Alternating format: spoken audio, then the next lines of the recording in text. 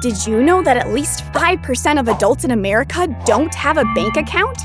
That means that they're storing their hard-earned money in a piggy bank, under a mattress, or whatever that's called. This is our secret spot. It's very secure. Are you sure? Yep. Totally. Well, most individuals and businesses store their money with a financial institution for safekeeping. They deposit it in and withdraw it out whenever they need. Have you considered using a bank or a credit union? What's the difference? Banks help protect your deposits from fraud and theft and offer access to all kinds of services, like lots of branch and ATM locations, online banking, special accounts, credit and debit cards, and even big loans for cars, houses, or starting a business. They're for-profit and make their money mainly through various service fees and the interest charged on loans. Credit unions are similar to banks but are usually exclusive to specific regions or industries, like firefighters, teachers, or farmers. Unlike banks, credit unions are generally non-profit, so they tend to have fewer products beyond the basic accounts, cards, and loans.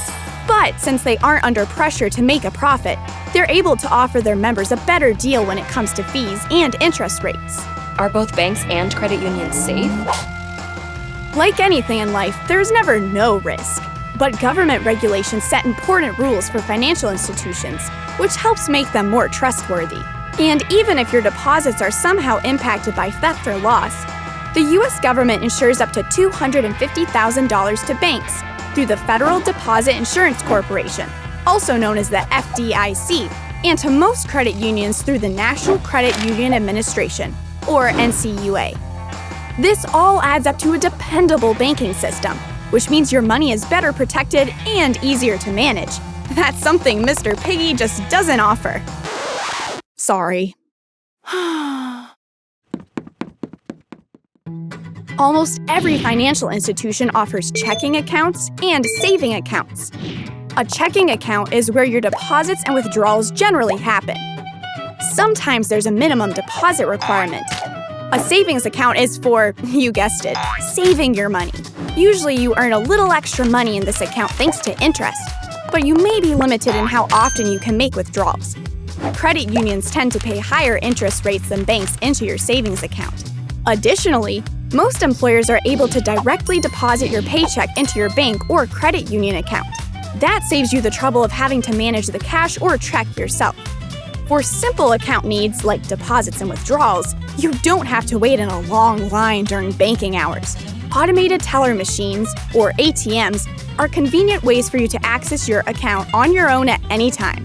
Banks tend to have more ATMs and more locations than credit unions. So, do I need to withdraw cash every time I go shopping? Now give me the beat. Nope. Once you've got an account, you'll probably get a debit card. These handy little cards link directly to your checking account and allow you to pay for things using the money that you have available, without having to actually carry the cash. Spending more than what you have in your account will result in penalty fees, though, so be careful. All right. How do we get started? First, determine your financial needs. If you need access to more locations and ATMs, or you like doing your money management online, then a bank may be better for you. If your needs are pretty basic and you prefer better rates and more personalized customer service, then a credit union may be your best choice. Second, get the details. Once you've picked your financial institution, make sure you understand any fees, limits, or perks that come with the account you want to open or cards you want to use. This will help you manage your money more carefully and avoid surprises. Third, manage and monitor. Take advantage of any helpful money management tools or advisors that your financial institution makes available to you. Keep an eye on your accounts, and if you see any suspicious activity, notify someone at your bank or credit union. That's why your money is there, so they can help you protect it. Choosing what financial institution best fits your needs is a personal decision. And when you find that right fit, you'll be able to manage your money with greater convenience and have confidence that a bank or credit union is keeping it safe for you. Watch more at PragerUkids.com. And parents, don't forget to subscribe.